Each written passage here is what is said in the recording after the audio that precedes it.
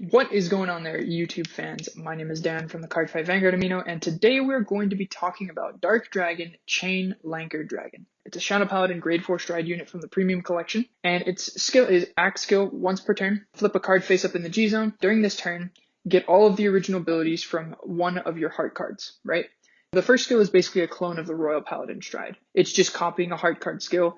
It wasn't really a very impressive stride. And I remember looking at the card and I remember saying, this card might actually work with Mordred if they did something similar. Based off of what we've been seeing from Premium Collection 2020, we can kind of judge the fact that Bushi has been pushing these strides to be more geared towards a standard plus or a format where you pick up your standard deck, maybe you throw in like the Cray Elementals, and then you throw in your 4 Premium Collection stride and then 4 G Guardians. And that's it. There's your deck. There's your premium deck, and it's competitive. We've seen that with the Murakumo stride. It's a very powerful stride. It can possibly OTK, and it's very easy to proc using Hyuga's ability to just make everything the same name as Hyuga and be able to board wipe your opponent and then go into that stride during the main phase, which is really powerful. Chain Lanker's second skill is very similar to the Royal Paladin one with a slightly different condition that's more geared towards many Shadow Paladin decks. Generation Break 3, if you have 3 or more grade 1 or less rear guards, your opponent must call 3 or more cards at the same time when calling onto the Guardian Circle from hand, right? Same thing, GB3, your opponent has to guard with 3 or more cards from hand every time you swing. The card itself is not really that broken. The card itself is not something that I would look at and say, this is more powerful than Morfessa from Premium Collection 2019. This card alone is enough to push out Luard. That's not the key. The key is what support is surrounding this card that makes it so good to where it can pressure out Luard. One engine in particular that takes advantage of this the best, in my opinion, and that's Mordred.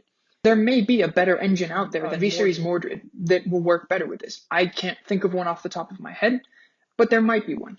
This particular card, the reason it works so well, all of Shadow Paladin has access to V-Series Nemain, V-Series Swordbreaker, V-Series Branwen are all 3 important staples in pretty much every single Shadow Paladin deck, and they're very easy to keep and get onto the board if you open a Nemain. You can fulfill his GB3 cost if you open a Nemain every single game, guaranteed. And there's a lot of engine in Mordred that can make this card really scary.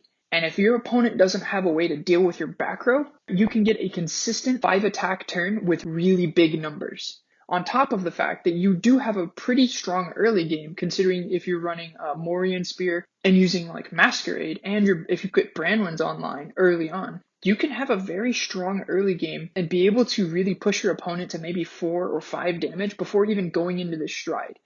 And if they take a full version of this stride, when they're at 4 to 5 damage, they gotta have a really, really beefy hand to be able to guard every single one of those attacks.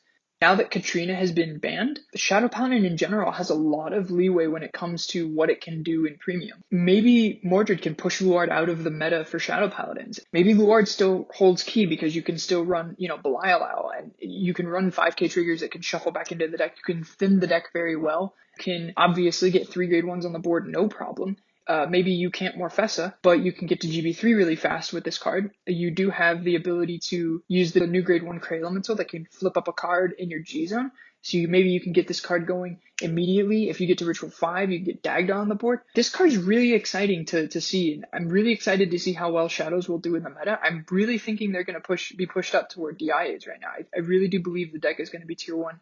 But this card could actually kill Luard. This card could very much push Luard out of the #1 spot for boss Vanguards in Premium for Shadow Paladin.